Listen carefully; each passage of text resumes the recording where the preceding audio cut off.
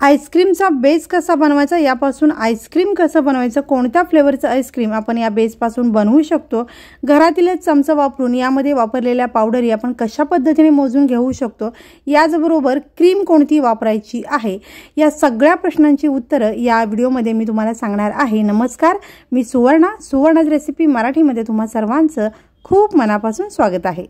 चला तर मग ही मस्त रेसिपी बनवायला सुरुवात करूया। तर यासाठी इथे मी अर्धा लिटर दूध घेतलेलं आहे। तर हे मी पॅकेटमधलं दूध घेतलेलं आहे। दूध फुल फॅट घ्यायचं आहे, तुम्ही म्हशीचं दूध घेतला तरी चालेल। फक्त इथे लो फॅट दूध किंवा गाईचं दूध अजिबात वापरायचं नाही आहे। दूध तापवलेलं नसावं, दूध कच्चंच घ्यायचं आहे। यामध्ये अजिबात पाणी घातलेलं नसावं असं दूध आपल्याला इथे वापरायचं आहे। तर या दुधामध्ये ज्या पावडरी आपण घालायचे आहेत ते मोजून घालण्यासाठी असे चमचे मिळतात, पण तुमच्याकडे असे चमचे नसतील तर तुम्ही घरातील असा साधा चमचा सुद्धा वापरू शकता। तर या चमचांमधला हा जो चमचा आहे टेबल स्पूनचा, हा खूप महत्त्वाचा आहे। यानेच आपण सगळ्या पावडरी मोजून घालणार आहोत, पण त्याच्याऐवजी तुम्ही असा घरातील चमचा वापरू शकता। थोडासा मोठा किंवा हलकासा पसरट असा चमचा आपल्याला इथे घ्यायचा आहे। तर या चमचाने अगदी शिगोशिग भरून घातला की 1 टेबलस्पून तुमचा चमचा होईल। तर याच चमचाने मी सगळं माप घेणार आहे। तर चला मग आपण आता यामध्ये काही पावडरी ज्या घालायच्या आहेत त्या घालूयात।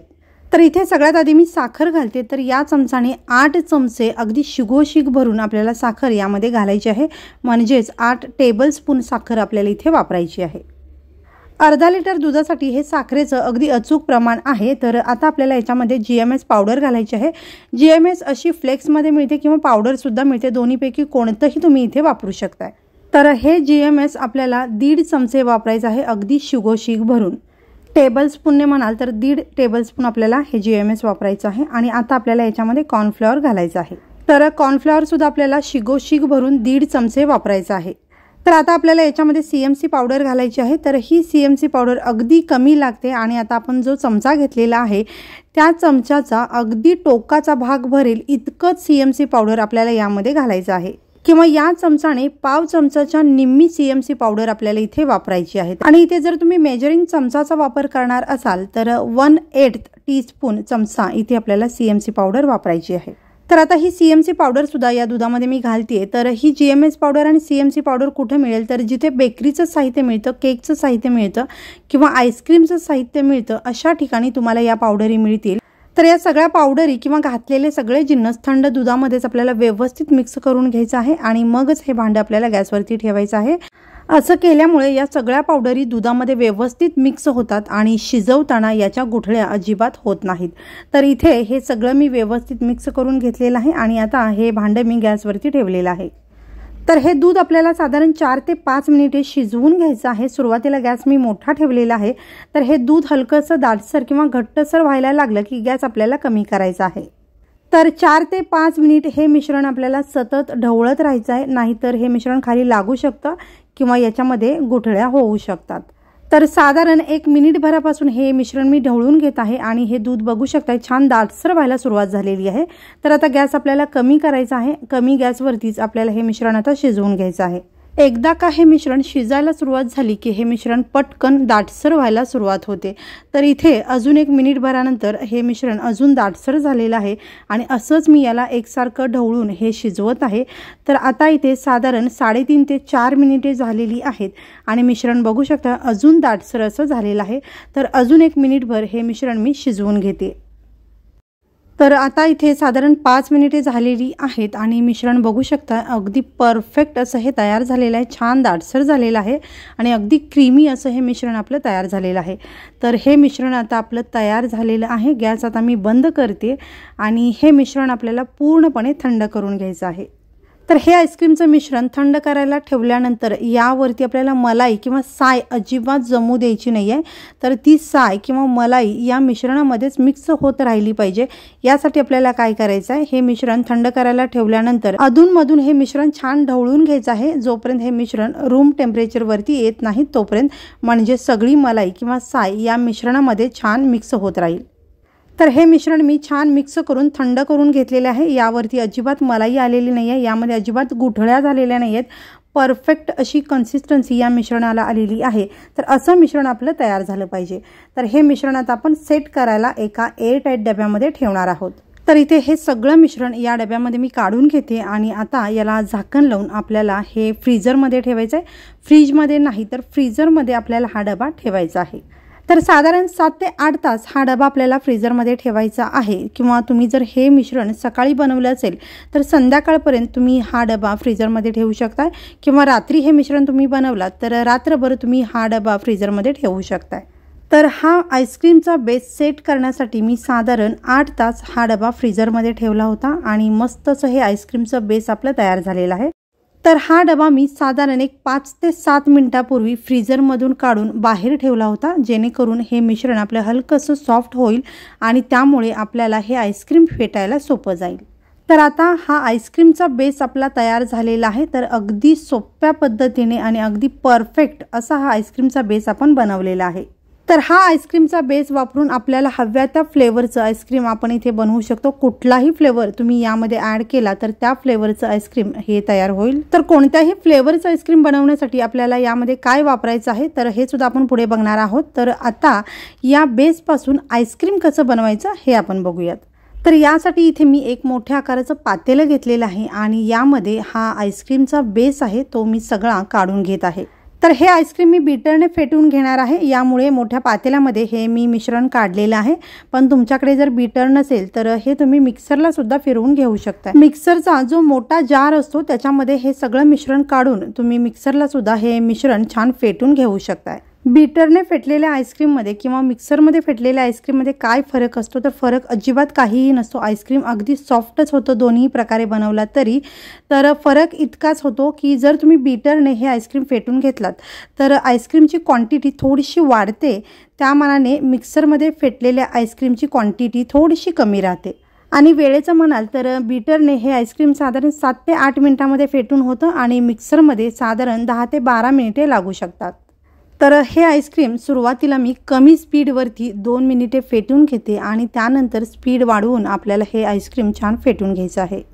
तर 2 मिनिटांनंतर आता या बीटरचा स्पीड वाढवून मी साधारण 5 ते 6 मिनिटे हे आईस्क्रीम छान फेटून घेते।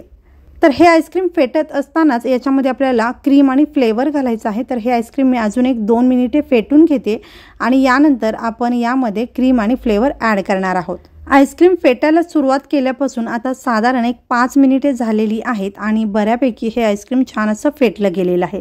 तर आता याच्यामध्ये आपण क्रीम घालणार आहोत। तर या आईस्क्रीममध्ये क्रीम कोणती वापरायची तर इथे तुम्ही व्हिप क्रीम वापरू शकताय, किंवा मग तुम्ही अमूलची फ्रेश क्रीम वापरू शकताय, किंवा मग अगदी घरातील दुधावरची जी साय किंवा मलाई असते ती सुद्धा तुम्ही इथे वापरू शकता। तर इथे तुम्ही व्हिप क्रीम वापरला तर तुमच्या आईस्क्रीमची क्वांटिटी जास्त होते आणि तुम्ही जर अमूलची फ्रेश क्रीम वापरला तर थोडीशी आईस्क्रीमची क्वांटिटी वाढू शकते। आणि जर तुम्ही घरची मलाई किंवा साय वापरलात तर त्याने आईस्क्रीम तुमचं सॉफ्ट होईल, पण या आईस्क्रीमची क्वांटिटी इतकी वाढत नाही। तर हे तिन्ही प्रकारचे क्रीम वापरून तुम्ही आईस्क्रीम सॉफ्ट करू शकता, पण तुम्हाला जर क्वांटिटी वाढवायची असेल तर तुम्हाला इथे व्हिप क्रीम किंवा मग अमूलची फ्रेश क्रीम वापरावी लागेल। तर हे आईस्क्रीम बनवताना क्रीम किती वापरायची तर इथे साधारण तुम्ही 200 ग्रॅमपासून अगदी 50 ग्रॅमपर्यंत क्रीम वापरू शकता, मग ती कोणतीही वापरा। तर इथे साधारण 200 ग्रॅम जर तुम्ही क्रीम वापरली तर अगदी चांगल्या क्वालिटीचं तुमचं आईस्क्रीम बनून तयार होईल, आणि अगदीच जर 50 ग्रॅम तुम्ही क्रीम वापरली तर थोड्याशा कमी क्वालिटीचं तुमचं आईस्क्रीम तयार होईल। तर तुमच्या आवडीप्रमाणे तुम्ही याच्यामध्ये क्रीम घालू शकता।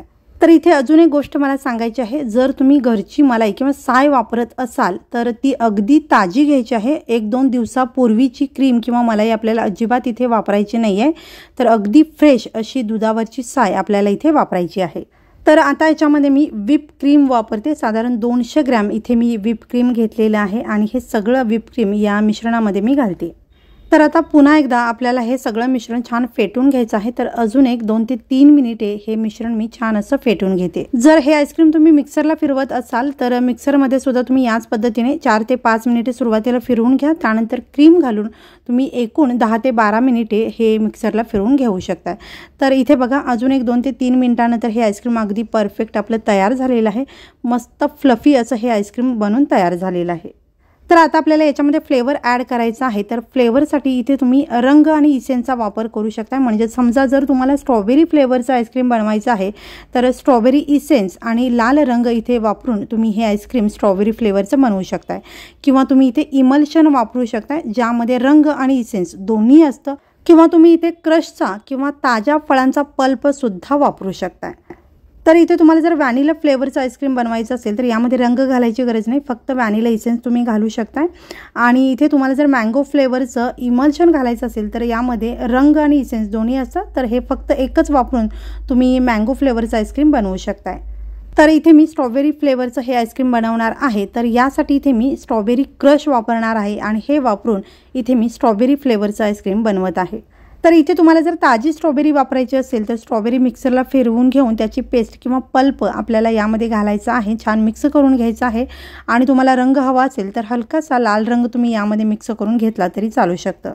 तर आता याच्यामध्ये मी 2 मोठे चमचे स्ट्रॉबेरी क्रश घालते। तर स्ट्रॉबेरी क्रश किती घालायचं याचं असं काही प्रमाण नाही आहे, तुम्हाला हा फ्लेवर किती जास्त प्रमाणात हवा आहे किंवा अगदी हलकासा हवा आहे त्याप्रमाणे तुम्ही हा क्रश यामध्ये घालू शकता। तर आता पुन्हा एकदा हे बीटरने मी व्यवस्थित असं मिक्स करून घेते। तर आता आपल्याला खूप जास्त फेटायची गरज नाही आहे, आपलं आईस्क्रीम तयार आहे। तर हे घातलेलं जे क्रश आहे ते आईस्क्रीममध्ये व्यवस्थित मिक्स व्हावं इतकंच आपल्याला हे बीटरने छान असं मिक्स करून घ्यायचं आहे। तर हे तुम्ही मिक्सरला फिरवून घेत असाल तर मिक्सरमध्ये सुद्धा क्रश घातल्यानंतर किंवा इसेन्स घातल्यानंतर अगदी काही सेकंदच आपल्याला हे फिरवून घ्यायचं आहे। तर मस्त असं हे स्ट्रॉबेरी फ्लेवरचं आपलं आईस्क्रीम तयार झालेलं आहे आणि हे तुम्ही बघू शकता अगदी फ्लफी आणि अतिशय क्रीमी असं हे आपलं आईस्क्रीम बनवून तयार झालेलं आहे। तर परफेक्ट असं हे आईस्क्रीम आपलं बनवून तयार झालेलं आहे आणि आता आपण हे सेट करायला ठेवूयात। तर इथे मी एअरटाईट डबा घेतलेला आहे आणि याच्यामध्ये मी हे आईस्क्रीम सेट करायला ठेवणार आहे। तर सगळं आईस्क्रीम या डब्यामध्ये मी काढून घेते आणि तुम्ही बघू शकता अगदी क्रीमी आणि मस्त फ्लफी असं हे आईस्क्रीम आपलं बनवून तयार झालेलं आहे। तर हे आईस्क्रीम अशा पद्धतीने स्पॅच्युलाने किंवा चमचाने थोडंसं एकसारखं करून घ्यायचं आहे आणि परफेक्ट असं हे आईस्क्रीम आपलं सेट करण्यासाठी तयार आहे। तर आता याला झाकण लावूयात आणि फ्रीजरमध्ये हा डबा आपल्याला आता ठेवायचा आहे, फ्रीजमध्ये नाही तर फ्रीजरमध्येच आपल्याला हे आईस्क्रीम सेट करायला ठेवायचं। तर आता हे आईस्क्रीम आपल्याला फ्रीजरमध्ये 10 ते 12 तास सेट करून घ्यायचं आहे, किंवा तुम्ही हे जर रात्री बनवलात तर रात्रभर राहू द्या, सकाळी काढू शकता, किंवा सकाळी बनवला तर दिवसभर राहू द्या आणि रात्री तुम्ही हे आईस्क्रीम काढून खाऊ शकता। तर हे आईस्क्रीम मी रात्रभरासाठी फ्रीजरमध्ये सेट करायला ठेवलं होतं आणि सकाळी हा डबा काढलेला आहे। तर इथे तुम्ही बघू शकता अगदी परफेक्ट असं हे आईस्क्रीम आपलं सेट झालेलं आहे। स्ट्रॉबेरी फ्लेवरचं मस्त असं हे आईस्क्रीम आपलं बनवून तयार झालेलं आहे। तर हे तयार झालेलं आईस्क्रीम तुम्ही तुमच्या आवडीप्रमाणे कट करून घेऊ शकता, किंवा अशा पद्धतीने स्कूपरने स्कूप करून सुद्धा घेऊ शकता। तर तुम्हाला जर आवडत असेल तर या आईस्क्रीममध्ये तुम्ही ताज्या स्ट्रॉबेरीचे काप घालू शकता, किंवा वरून थोडंसं स्ट्रॉबेरी क्रश सुद्धा घालू शकता। तुम्ही ज्या फ्लेवरचं आईस्क्रीम बनवला असाल त्या फ्लेवरचं तुम्ही इथे क्रश किंवा ताज्या फळांचा पल्प किंवा काप वापरू शकता, किंवा तुम्हाला जर काजू बदाम पिस्त्याचे काप घालायचे असतील तर ते हलकेसे रोस्ट करून बारीक काप करून याच्यामध्ये वापरू शकता। तर अगदी परफेक्ट असं हे स्ट्रॉबेरी आईस्क्रीम बनवून तयार झालेलं आहे। मार्केटमध्ये मिळतं त्यापेक्षा भारी असं हे आईस्क्रीम आपण घरच्या घरी खूप सोप्या पद्धतीने बनवू शकतो। तर अगदी परफेक्ट असं हे आपलं स्ट्रॉबेरी आईस्क्रीम बनवून तयार झालेलं आहे।